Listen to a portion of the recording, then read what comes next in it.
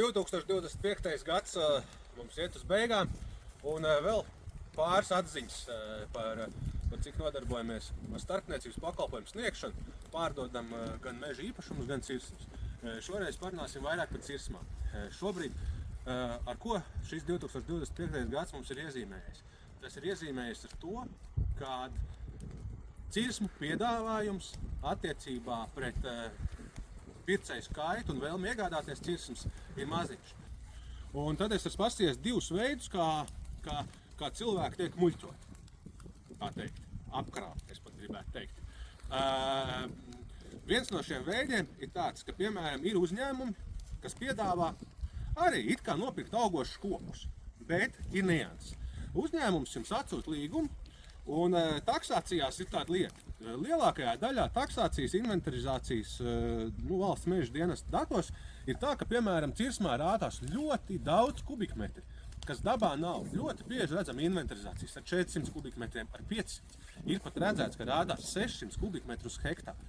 Bet tā lielākoties nav taisnība.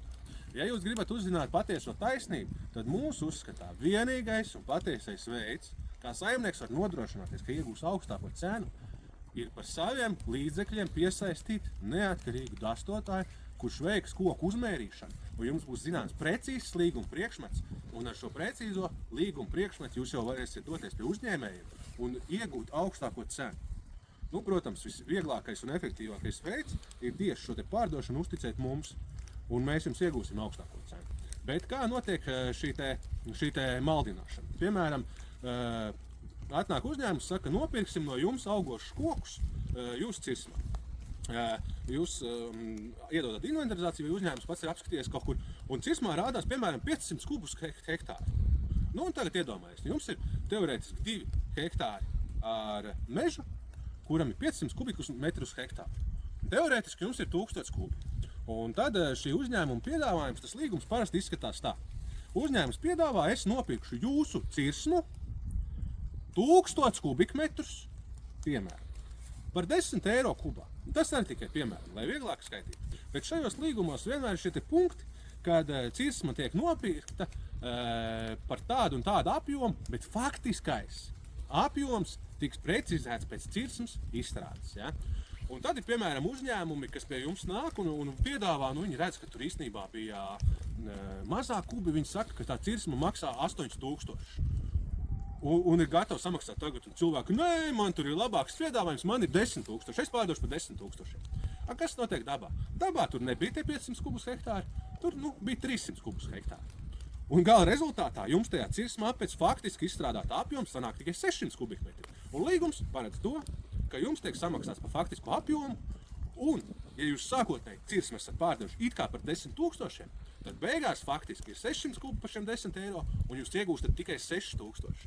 Un šis ir tas brīdis, kad jūs it kā atdodat par augstāko piedāvājumu un atsakaties no zemākā, kas bija 8000, bet galā dabūjat tikai 6000.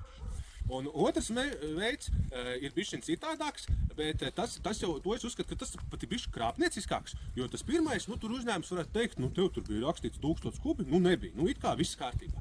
Bet otrais veids jau bieži vien ir apzināts.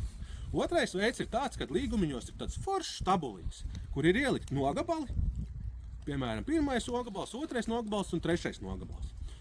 Pirmais nogabals, piemēram, maksā 5000, otrais nogabals maksā arī 5000, un trešais nogabals maksā 20 000. Un tas, ko cilvēki, piemēram, nezina, varbūt, ka dabā ir tā, ka tas pirmais nogabals maksā tomēr 10 000 no 5, un otrais arī maksā 10 no 5. Un varbūt, ka tas trešais nogabals maksā tikai 5000, bet kur ir tas āķis? Līgumā tiek atrunāts, ka to nogabalu pērk pa tik, to pa tik, to pa tik. Un līgumā ir atrunāts tas, kad uzņēmums pēc līguma parakstīšanas, kad jūs saņemsiet ciršanas apliecinājumu šīm te kailcirtēm. Un ir atrunāts, ka līgums ir spēkā par tām cirsmām, par kurām valsts meža dienests izsniedz apliecinājumu. Un tad notiek šī te situācija, kad cilvēks apskatās tabulas apakšā, un viņš redz kopējo apjomu un kopējo summu, un viņam tas liekas ok, un ka tas varbūt arī ir ok. Bet kas ir faktiski? Varbūt tā viena trešā cirsma reāli ir pārvērtēta, un varbūt, kad viņi ir ielikta apzināti tāda, piemēram, caurmērcirkta vai kāda, kur valsts meža dienests neizsniegs apliecinājumu.